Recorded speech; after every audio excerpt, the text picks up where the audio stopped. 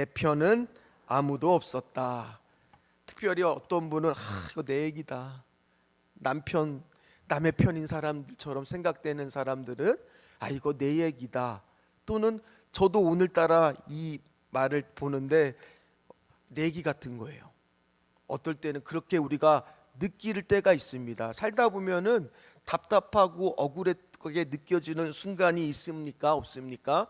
뭔가 막 억울하다 보니까 내가 막 앞서서 말을 하고 싶고 막 변명을 하거나 아니면 따지고 싶지만 그렇다고 내가 그거를 그냥 사과도 안 받고 용서를 해주면 괜히 내가 뭐 하는 것처럼 느껴져요? 손해보는 것처럼 느껴지는 것 같은 생각이 듭니다. 우리야 뭐 다 하나님 말씀을 하니까 하나님의 뜻이 있을 거야 라는 것을 알고는 있지만 그럼에도 불구하고 억울한 일을 당하면 쉽게 용서하기가 어려운 것이 사실입니다. 그렇다면 참 대단한 것은 요셉이에요. 요셉은 어떻게 그렇게 자기를 팔아넘긴 형들을 용서할 수가 있었을까? 창세기 45장 5절 말씀에 보니까 그 형들과 만나는 장면에서 뭐라고 말합니까? 우리 같이 읽도록 하겠습니다. 당신들이 나를 이곳에 팔았다고 해서 근심하지 마소서, 한탄하지 마소서. 하나님이 생명을 구원하시려고 나를 당신들보다 먼저 보내셨나이다. 어떻게 이렇게 말할 수 있을까요? 대단하지 않습니까? 근데 그 이유는 요셉은 늘 하나님과 뭐 했습니까? 동행했잖아요. 함께 했잖아요. 그러니까 그가 그런 일들을 말할 수가 있는 사람이 된 거예요. 우리가 오전에도 설교를 들었지만은 우리는 뭐가 돼야 돼요? 예수님의 양이 되어야 되는데 양의 특징은 뭐라 그랬어요? 목자의 음성을 신기하지 않았습니까? 영상 보는데 목자가 부르니까 고개를 들고 막 쫓아오는 것은 뿐만 아니라 목자가 가는 곳으로 그냥 양들이 일렬로 지어서 따라가는 것까지 영상 보셨잖아요. 그러기 때문에 요셉도 형들을 용서할 수 있지 않았을까? 그럼 우리 안에도 그 선하신 목자와 동행했을 때 웬만한 일에는 흔들릴까요? 흔들리지 않을까요? 흔들리지 않겠죠. 특별히 오늘 말씀을 보면서 우리가 과거에 자꾸 어떤 분들은 상처에 매여 사는 분들이 있어요. 아픔에 잡혀 사는 분들이 있어요. 고독에 갇혀 사는 분들이 있어요. 그럼 오늘 말씀을 통해서 자유함을 누리시기를 주의 이름으로 축원합니다. 지난 시간에 말씀을 잠깐 같이 다시 한번 복습해 보면 드디어 시내산을 출발한 지 며칠 만에 불만이 터졌습니까? 그때 제가 가로 열고 삼 가로 닫고 이렇게 해갖고 작심삼일. 그런데 초등학생이 거기 있다고 작은 삼촌. 그 기억나시죠? 3일 만에 불평불만이 시작이 됐어요. 그러다 보니까 하나님이 주셨던 만나와 같은 은혜가 처음에는 무슨 맛이었는데 꿀 섞은 과자 맛이었는데 그 당시에는 기름 섞인 맛이라고 고백을 하고 민수기 21장에 가서는 심지어 그 만나를 뭐라고 하느냐, 하찮은 음식이라고 그렇게 말합니다. 그때 제가 설교 중에 은혜 중에 최고의 은혜 중에 하나는 변함없는 은혜입니다. 지속되는 은혜입니다 라고 말씀을 드렸어요. 그래서 하나님께서 메추라기 떼를 보내주셔서 한 사람당 무려 한 달 동안에 아주 질리도록 고기만 먹게 해주셨죠. 개인당 한 1톤에서 2톤 정도의 고기를 먹게 했습니다. 그러니까 다 먹을 수가 없다 보니까 그 메추라기 떼를 어떻게 했느냐, 육포처럼 만든 거예요. 바짝바짝 말라서 씹어 먹을 수 있도록 만듭니다. 그러나 하나님이 그곳에서 그렇게 불순종을 주도한 사람들은 그 고기를 다 먹지도 못하고 어떻게 됐습니까? 죽어버리고 맙니다. 그래서 그곳을 기브어 핫사다와라 그래갖고 우리말로 바꾸면 탐욕의 무덤. 그곳에서 탐욕을 부렸던 사람들이 11장 마지막 절 말씀입니다. 죽어버립니다. 탐욕을 거기에 묻고 오라고 말씀하시는 겁니다. 그리고 나서는 이제 좀 잠잠해지면 좋겠는데 사건 사고가 끊이지 않고 일어나는 거예요. 우리 오늘 1절 말씀을 어떻게 시작하는지 한번 같이 읽어보도록 하겠습니다. 모세가 구스 여자를 취하였더니 그 구스 여자를 취하였으므로 미리암과 아론이 모세를 비방하니라. 말씀을 준비하는데 많이 당황스럽더라고요. 아니, 그런 생각 안 드셔요? 아니, 지금 이렇게 좀 어수선하고 사람들이 죽어가고 있는데 모세는 지금 뭐 하고 있는 거예요? 세장가를 가는 건지 결혼을 하고 있는 거잖아요. 이해가 처음에는 안 되더라고요. 아니, 모세가 그리고 나이도 적잖은 나이인데 지금 꼭 이런 시점에서 이렇게 결혼을 해야만 하는가? 모세에게는 또 아내가 없습니까? 있습니까? 우리가 다 알다시피 십보라라고 하는 아내가 있잖아요. 그럼에도 불구하고 꼭 이렇게 해야만 하는가? 첫 번째 드는 생각은 저 안에서도 되게 당황스럽더라고요. 그러면 다른 사람들도 그러지 않았을까요? 특별히 이 부인 십보라와 함께 애굽으로 내려가는 도중에 무슨 일이 있었는지 아내는 미디안으로 돌아갑니다. 그러나 이스라엘이 분명히 출애굽했다라는 소식을 듣고 나서 장인 이드로가 시내산에 찾아왔을 때 성경은 누구를 같이 데리고 오냐고 말하느냐? 십보라와 두 아들을 데리고 왔다라고 말해요. 출애굽기 18장 2절에서 3절 말씀을 같이 읽어보겠습니다. 모세의 장인 이드로가 모세가 돌려 보냈던 그의 아내 십보라와 그의 두 아들을 데리고 왔으니 그 하나의 이름은 게르솜이라. 이는 모세가 이르기를 내가 이방에서 나그네가 되었다 함이요. 분명히 아내를 데리고 왔는데 그러다 보니까 이제 제가 책들을 찾아봤습니다. 그러니까 여기에 두 가지의 말들이 있습니다. 첫 번째는 뭐냐? 십보라가 죽었다라는 거예요. 갑자기. 왜냐하면 십보라 이야기가 그 뒤에는 나오지 않기 때문입니다. 그래서 십보라가 사별하고 죽었으니까 이제 새롭게 여인을 얻었는데 이 구스라고 하는 게 그 당시에 보통은 어떤 곳을 얘기하느냐? 에티오피아를 말합니다. 그러니까 에티오피아 여자를 얻는 거예요. 그러니까 또 이해가 안 돼요. 아니, 하필이면 이스라엘 여자들도 있는데 에티오피아 여자를 얻어야만 됐을까? 그런데 성경은 가나안 여인들과 결혼하지 말라고 했지 다른 이방인들과의 결혼을 금하지는 않았습니다. 그러니까 지금 모세가 그렇게 결혼하는 것은 잘못된 일, 율법을 어기는 일은, 하나님 말씀을 어기는 일은 아니다라는 거예요. 첫 번째, 학자들이 대부분 주장하는 게 이 첫 번째 말입니다. 그러나 또 하나의 학설은 뭐가 있느냐? 자, 하박국 3장 7절 말씀을 보면 어떤 표현이 있느냐 한번 같이 읽어볼까요? 내가 본즉 구산의 장막이 환란을 당하고 미디안 땅의 휘장이 흔들리는 도다라는 말씀을 근거로 그 당시에 구스라고 하는 것은 미디안 지방의 지명이다. 그런데 십보라가 어디 여자입니까? 미디안 광야의 여인이잖아요. 그러니까 지금 이 말은 미디안 광야에서 결혼한 십보라를 얘기하는 거다라고 말하는 분들도 있습니다. 그래도 또 한 가지 궁금합니다. 이미 결혼을 언제 했어요? 모세가 40년 전에 미디안 광야로 도망가서 결혼을 했는데 40년도 더 지난 결혼의 이야기를 왜 다시 끄집어내고요? 뭐라고 말을 할까가 잘 이해가 안 돼요. 그런데 오늘 성경을 보다 보면 사실은 이거는 표면적인 이유라는 거예요. 그냥 모세를 뭐 하기 위해서요?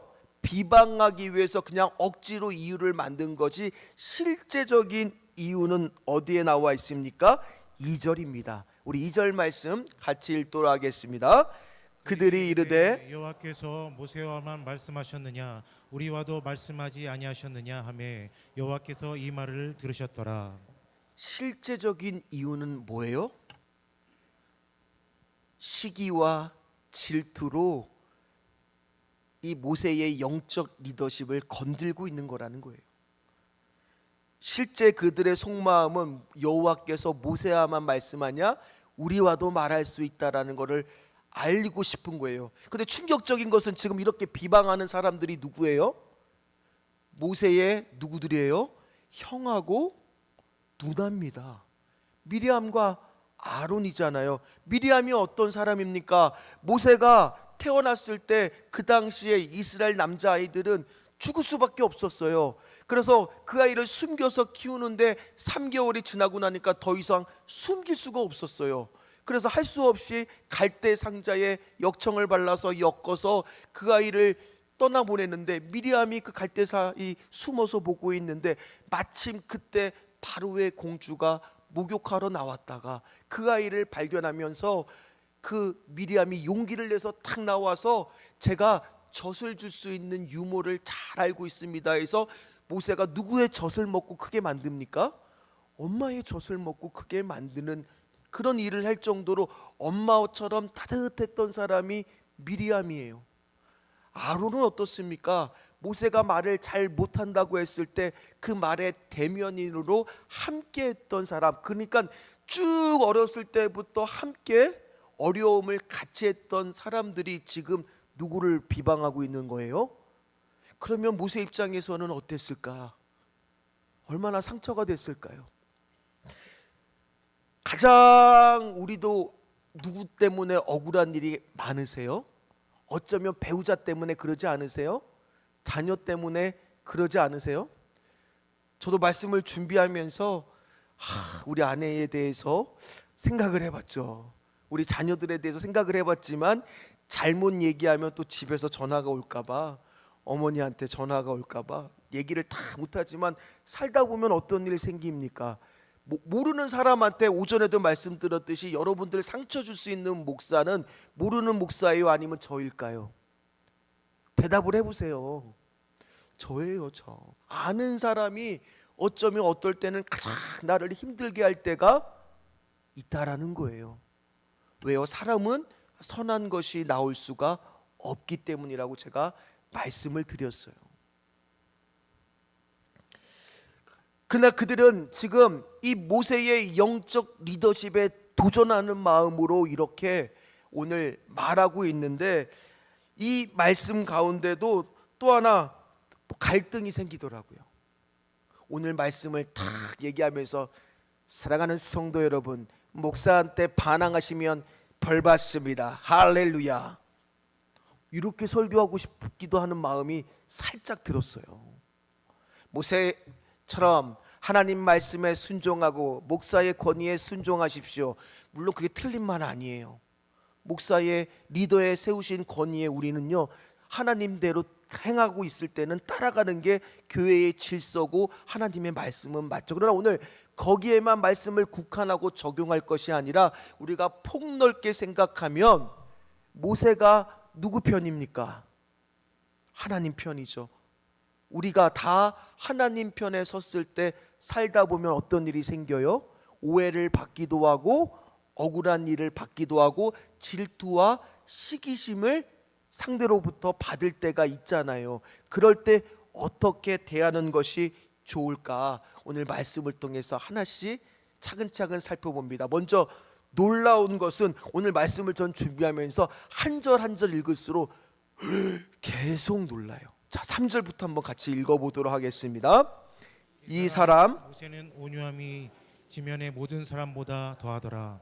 자, 우리 이 말씀 아마 잘 아실 겁니다. 모세의 온유함이 그 어떤 이 땅에 있는 사람들보다 더 많다라고 말하고 있는데, 이게 믿어지십니까? 모세가 어떤 사람입니까? 젊었을 때는 자기 동족을 괴롭히는 애굽인을 어떻게 한 사람이에요? 죽였던 사람이잖아요. 그리고 나서는 미디아 광야에 도망을 가서도 거기서 이 우물가에서 물을 먹이고 있는데 남자 목동들이 여자 목자들을 괴롭히고 있으니까 또 의협심에 일어나서 그 남자 목동들하고 싸워서 여자 목동들이 먼저 왔기 때문에 물을 먹게 한 사람. 그래서 그 중에 그 사람이 바로 시보라와 결혼하게 된 계기가 되었잖아요. 욱하는 성격 한번 생각해 보세요. 그렇다고 시간이 흘러서 모세가 나이가 드니까 온유해졌느냐?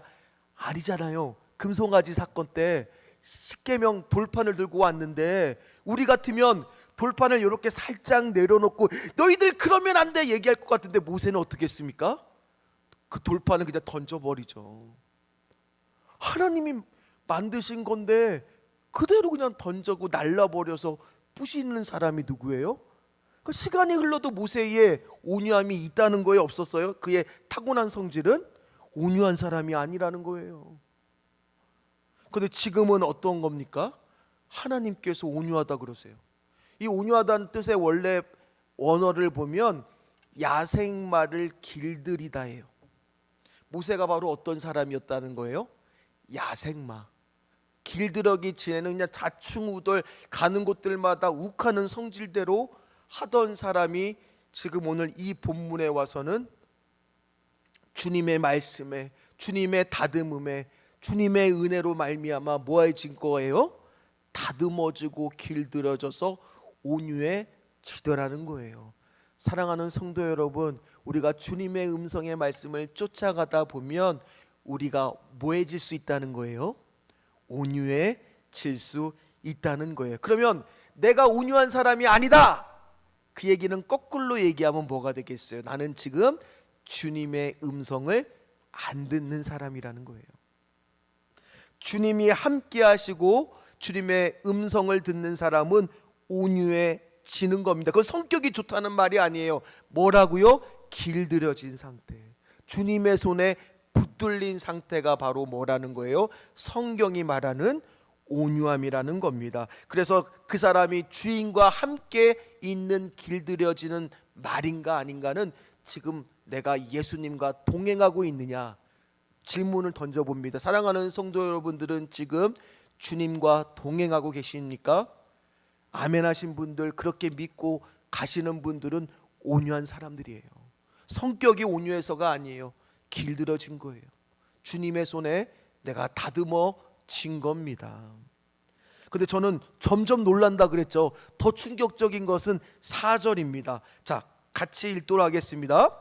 여호와께서 갑자기 모세와 아론과 미리암에게 이르시되 너희 세 사람은 회막으로 나오라 하시니 그 세 사람이 나아가매. 모세가 예전 같으면은 화를 낼 법도 하는데 오늘 본문을 보면 모세가 변명하거나 화를 내거나 무슨 말을 하는 게 하나도 나오지 않더라는 거예요. 그런데 그렇게 잠잠하니까 누가 나섭니까? 제가 충격을 받은 건 4절에 가니까 모세가 오히려 잠잠하니까 누가 나서세요? 하나님이 갑자기 세 사람을 호출을 하잖아요. 장막에 서라고 하잖아요. 세상 살면 억울한 일 많아요. 답답한 일 많아요. 정말 송경민 목사가 지은 행복이라고 하는 찬양의 가사를 보면 눈물 날 일 많지만 기도할 수 있는 거, 억울한 일 많지만 주를 위해 참는 거, 비록 짧은 작은 삶 주 뜻대로 사는 삶, 이것이 나의 삶의 행복이라오. 눈물 날 일 많고 기도할 일도 많고 억울한 일을 많지만은 오늘 주님 위에 참으니까 누가 나서고 해결해 주시고 누가 일하신다는 거예요?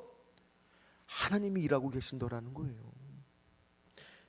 우리는 막 화가 나면은 내가 막 대응하려고, 내가 그냥 내 승질에 막 폭발해서 말하려고 하지만 내가 기도하고 잠잠한 순간 누가 해결하고 나서신다는 거예요. 오늘 말씀해 보니까 저는 그 어떤 단어보다 이 말씀의 은혜가 됐어요. 여호와께서 갑자기, 여호와께서 갑자기. 오늘 우리 안에도 억울하고 힘들고 답답한 일, 그런 일이 생길 때마다 나에게 필요한 것은 바로 뭐냐? 이 온유함이라는 겁니다. 그랬을 때 내 안에 행복한 일들이 생기기 시작한다는 거예요. 왜요? 누가 개입하시니까요? 하나님이 개입하시니까요. 하나님이 개입하시기 전에 내가 먼저 나서면 하나님이 개입을 하실 수가 없습니다. 그리고 개입을 하셔서 하나님이 뭐라고 말씀하시느냐? 말씀을 준비하면서 더 충격받을 준비하고 계십시오. 7절 말씀을 보세요. 같이 읽겠습니다. 내 종 모세와는 그렇지 아니하니 그는 내 온 집에 충성함이라. 누가 내 편이 되어 주세요? 누가 여러분들의 편이 되어주세요. 내 편은 아무도 없는 것 같았는데 내가 온유함으로 상대방을 대하고 내가 주님의 음성 가운데 길들어진 상태로 대하다 보니까 누가 내 편이 되어주시느냐? 하나님이요. 하나님이 모세를 인정하시잖아요. 내 종 모세와는 그러지 아니하니 그는 내 온 집에 충성함이라.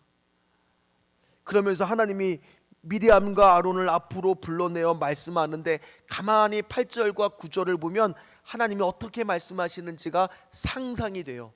자, 놀랄 준비하시고 또 8절 9절 말씀을 같이 읽도록 하겠습니다. 그와는 내가 대면하여 명백히 말하고 은밀한 말로 하지 아니하며 그는 또 여호와의 형상을 보거늘 너희가 어찌하여 내 종 모세의 비방하기를 두려워하지 아니하느냐. 여호와께서 그들을 향하여 진노하시고 떠나심에. 하나님께서 지금 차분한 목소리로 얘기했을까? 아니면 어떤 목소리로 얘기했을까요? 내가 대면하여 명백히 말하고, 뭐라고 말씀하세요? 은밀한 말로 하지 않고 너희가 어찌하여 내 종 모세 비방하기를 두려워하지 아니하느냐, 책망하듯이 지금 말하고 계신다는 거예요. 그리고 나서는 미리암은 어떤 일을 당합니까? 나병에 걸립니다.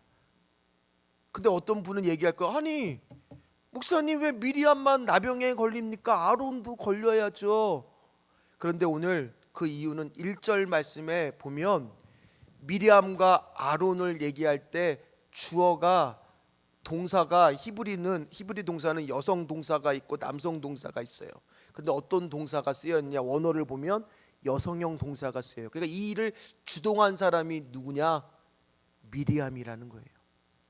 그리고 아론이 만약 나병에 걸리면 뭐를 할 수가 없어요? 제사를 지낼 수가 없어요. 그래서 아론을 하나님이 특별히, 그리고 아론의 성격은요 주동자가 아니에요. 우리 금송아지 사건을 보면 사람들이 우리를 인도한 신을 어떻게 됐냐 그랬을 때 아론이 어떻게 했습니까? 금부치를 가지고 와서 만든 게 금송아지처럼 귀가 팔랑귀처럼 사람들의 마음을 듣고 이렇게 막 동조하면서 움직이는 성격이 누구예요? 아론이에요. 아론은 주동자가 아니었던 거예요. 미리암이 주동자였기 때문에 미리암으로부터 심각한 나병이 걸리고요. 그리고 아론은 제사를 지내기도 되기 때문에 또는 주동자는 아니었기 때문에 그 형별에서 제외된 거예요.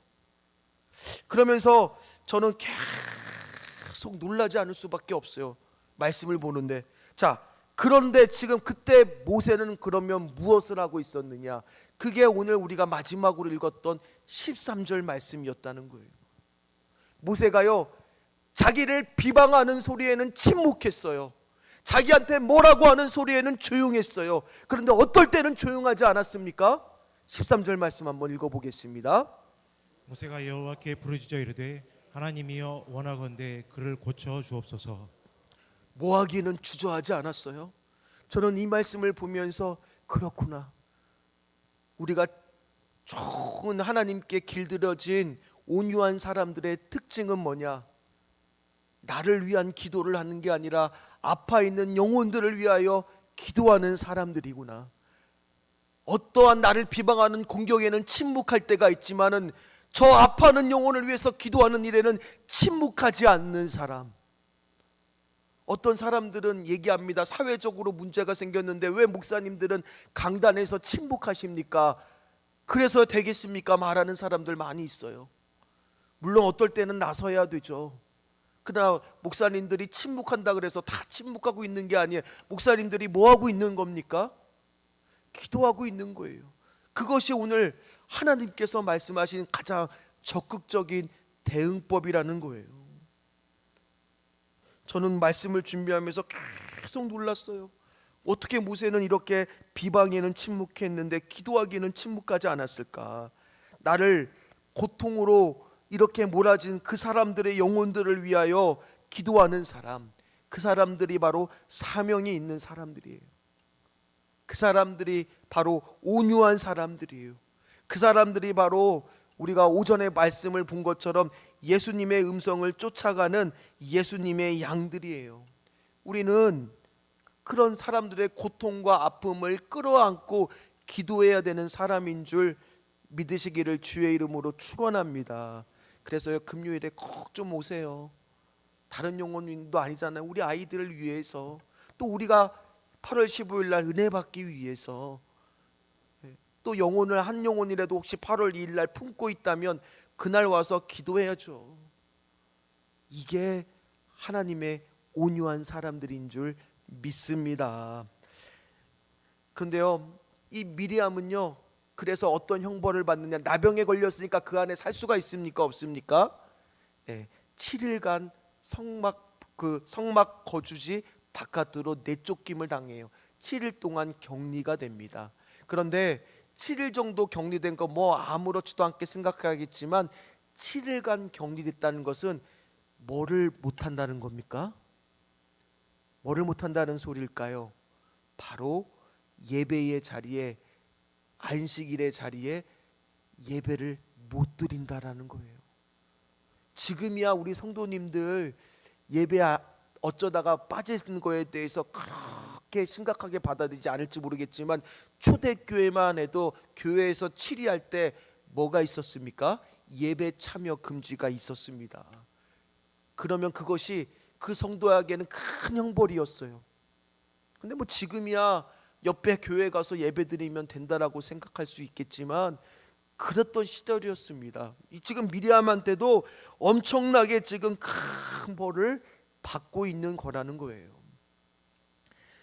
자, 말씀을 마무리를 하도록 하겠습니다. 사역을 하다 보면은 때때로 우리에게 어떤 일들이 생길 때가 있습니까? 오해받을 때도 있고, 억울한 일이 생길 때도 있고, 답답한 일이 생길 때도 있습니다. 그럴 때 내가 공격당하고 있는 것 같으면 너무 할 말 많을 때 있잖아요. 내 편은 아무도 없었다, 정말 이렇게 말하고 싶은 순간이 있잖아요. 그럴 때 오늘 우리가 기억해야 될 것은 뭐겠습니까? 내 안에 뭘로 대응해야 돼요? 온유함이요. 근데 그 온유함은 내 힘으로 되는 것이 아니라 내가 주님의 손에 길들여져야 돼요. 그리고 온유한 사람의 특징은 오히려 공격한 사람들을 어떻게 해요? 같이 맞대응하고 비방하는 것이 아니라, 오늘 모세를 보니까 비방하는 말에는 침묵했지만 뭐에는 침묵하지 않았습니까? 기도하는 거예요. 오늘 우리도 마찬가지예요. 나를 힘들게 하는 영혼, 나를 어렵게 하는 영혼, 또는 모르는 영혼이 아니라 내 옆에 한 영혼을 위해서 끌어안고 기도하는 사람이 되어야 될 줄 믿습니다. 특별히 오늘 말씀은 저한테도 적용을 해봤어요.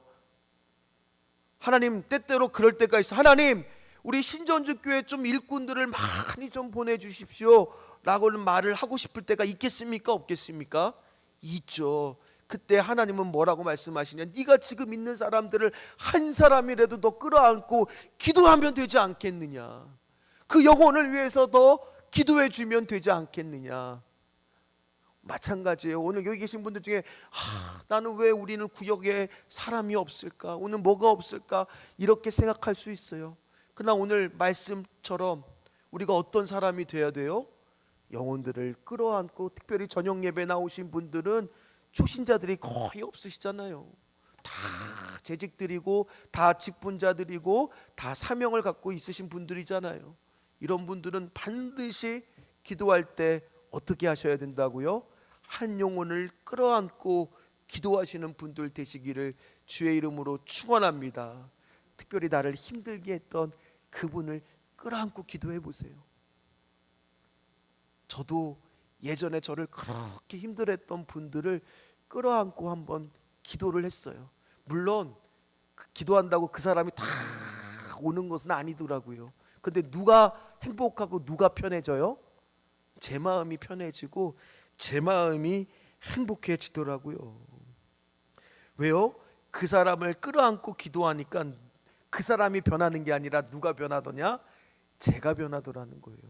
그럼 제가 물론 아직도 부족하지만 저도 예전에는요 혈기가 있었던 사람이에요. 안 믿으시죠? 인상 좋고 뭐 착하게 생기니까. 그러나 저도 마찬가지예요. 저도 변하고 있는 중이에요. 하나님 앞에 길들여지고 있는 중이에요. 저도 야생마와 같은 부분들이 우리 다 있었지 않습니까? 그러나 오늘 하나님 앞에 길들여지는 우리 귀한 성도들 되게 하여 주시옵소서. 특별히 이 온유함의 성품은요, 누가 갖고 계셨느냐? 예수님도 갖고 계셨던 성품이에요.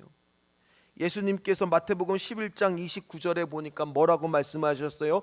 나는 마음이 온유하고 겸손하니 나의 명예를 베고 내게 배우라. 그렇게 말씀하시는 분이 예수님이잖아요. 또 예수님은요, 또 뭐라고 말씀하셨냐? 온유한 자는 복이 있나니 그들이 땅을 기업으로 받을 것이요. 제자들이 그냥 누가 더 크냐라고 막 싸우고 있을 때 예수님이 어떠셨어요? 말없이 제자들의 뭐를 씻겨주셨습니까? 발을 씻겨주는 온유함과 겸손함을 보여주시지 않으셨습니까?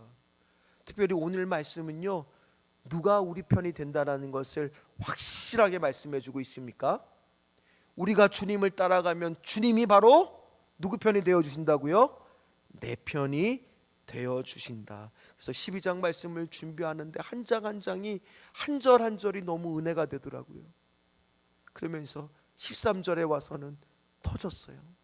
그렇구나, 내가 그 영혼을 끌어안고 기도하는 한 사람이 돼야 되겠구나. 그것이 바로 행복한 거구나. 사랑하는 성도 여러분, 여러분들은 어떻습니까? 길들여지고 있는 온유함을 소유하신 분들 꼭 다 되시기를 주의 이름으로 축원합니다. 주님의 음성을 듣고 주님의 음성대로 잘 따라가야만 나중에도 나를 따라오는 좋은 팔로워, 따르는 사람들이 생기게 됩니다. 좋은 리더가 될 수 있는 겁니다. 여기 계신 한 분 한 분들은 다 꼭 좋은 리더가 돼서 주님께 길들여진 분들이 돼서 또 다른 신전주교회 다음 세대를 키워내시는 한 분 한 분들이 다 되시기를 주의 이름으로 축원합니다. 우리 같이 찬양하도록 하겠습니다.